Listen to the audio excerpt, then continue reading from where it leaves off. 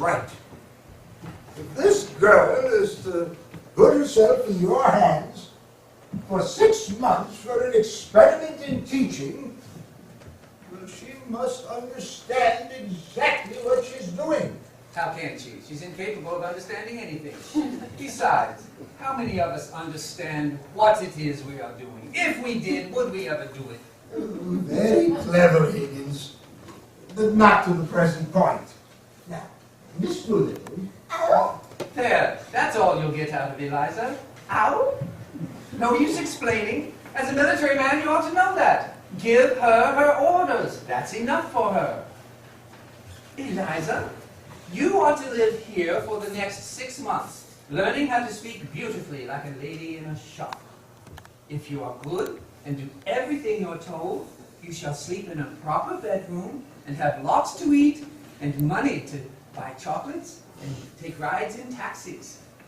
If you are naughty and idle, you will sleep in the back kitchen among the black beetles and be walloped by Mrs. Pierce with a broomstick.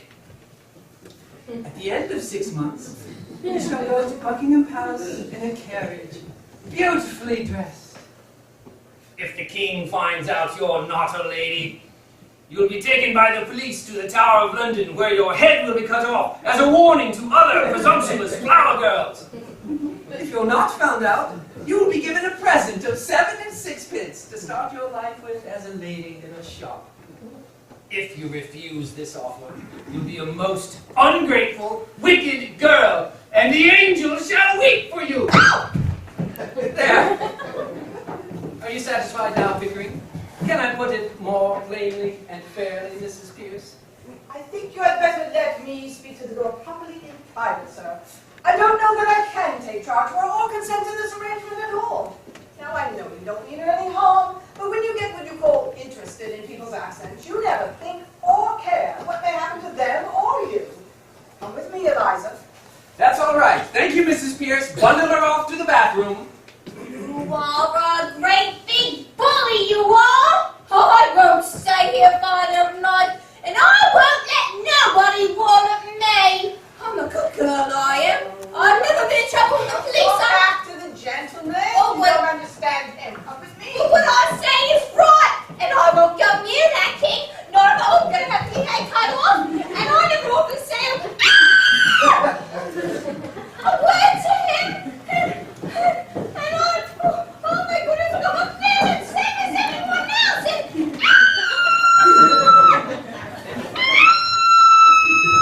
It won't hurt you.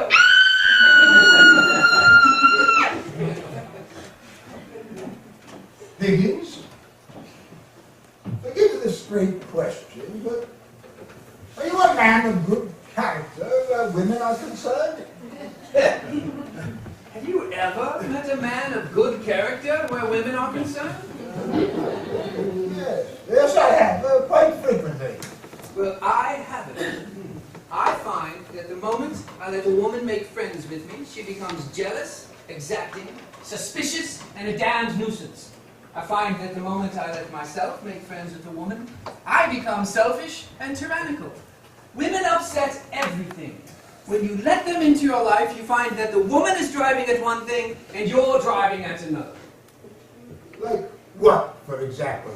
Oh, Lord knows. I suppose the woman wants to live her own life, and the man wants to live his. And each tries to drag the other onto the wrong track. One wants to go north, and the other south, and the result is they both have to go east, though they both hate the east wind. So here I am, a confirmed old bachelor, and likely to remain so. Higgins, you know what I mean. Sorry. If I'm to be involved in this business, I shall feel responsible for the girl. Now, I want it clearly understood that no advantage is to be taken of her position. What? That thing? Sacred, I assure you. You see, she'll be a pupil. And teaching would be impossible unless pupils were sacred. I've taught scores of American millionairesses how to speak English, the best-looking women in the world. I might as well be a block of wood. They might as well be a block of wood. I'm seasoned. Well, Mrs. Pierce, is it all right? If if I would just trouble you with a word, Mr. Higgins. Yes, certainly, come in. Oh, don't burn that, Mrs. Pierce. I'll keep it as a curiosity. I had to promise her to be very careful with it. I had to promise her not to burn it, although I had best put it in the oven for a while. Oh, thank you. Well, what have you to say to me? Am I in the way? Oh, not at all, sir. Mr. Higgins, will you please be very particular what you say before the girl? Of course. I'm always particular about what I say. Why do you say this to me? No, sir, you're not at all particular when you've mislaid something or become a little impatient. Now, I don't mind. It doesn't matter before me, but you simply must not swear before the girl. I swear? I never swear. I detest the habit. What the devil do you mean? No, sir, you swear entirely too much. And I don't mind your damning and blasting and what the devil and where the devil and who the devil. Mrs. Pierce, this language from your lips, really? But there's a certain word that I must ask you not to use. She used it before when she began to enjoy the bath. It begins with the same letter as bath. Now, she knows no better. She learned it at her mother's knee, but she must not hear it from your lips. I cannot charge myself with having ever uttered it, Mrs. Pierce.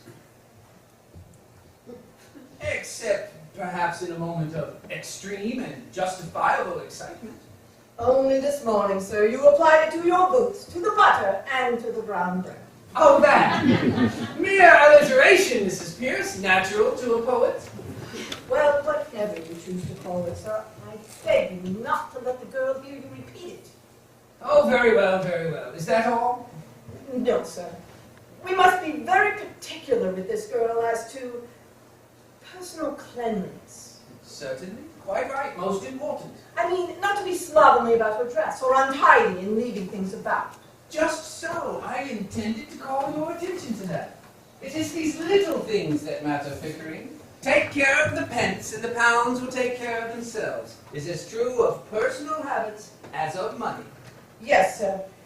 Then, if I might ask you not to come down to breakfast in your dressing gown, or at least not to use it as a napkin to the extent that you do. If you would be so good as to not eat everything off the same plate, and if you could remember not to place the porridge saucepan from your hand onto the clean tablecloth, it would be a better example to the girl.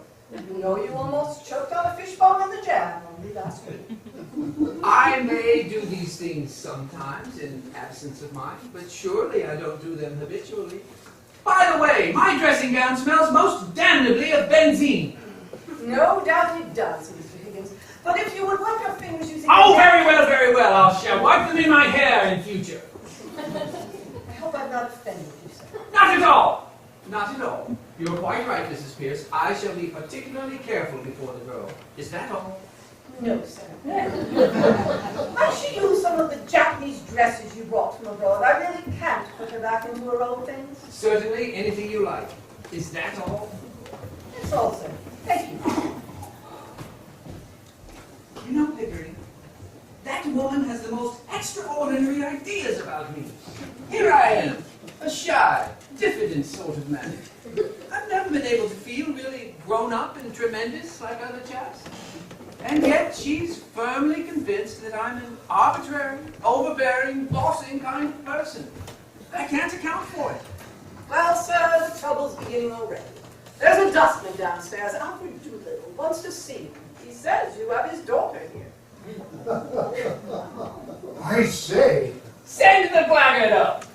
If you wish, sir. he may not be a blackguard. Nonsense! Of course he's a blackguard! Whether he is or he isn't, we may have some trouble with him. Oh no, I don't think so. If there's any trouble, he shall have it with me, not I with him. And we are sure to get something interesting out of him. About the girl. No, I mean his dialect. Doolittle, sir. Professor Higgins? Here. Good morning. Good morning, Governor. I've come about a very serious matter, Governor. Brought up in Hounslow, Mother Welsh, I should think. What do you want, Doolittle? I want my daughter, that's what I want, see? Of course you do. You're her father, aren't you? You don't suppose anybody else wants her, do you? I'm glad to see you have some spark of family feeling left. She's upstairs. Take her away at once.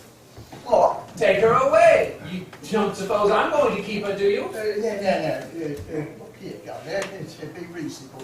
Is it fair for you to take advantage of a man like this? The girl belongs to me, you got her. Where do I come in? Your daughter had the audacity to come to my house to ask me to teach her to speak properly so she could get a place in the flower shop. This gentleman and my housekeeper have been here all the time. How dare you come here and attempt to blackmail me? You sent her here on purpose. No, Governor.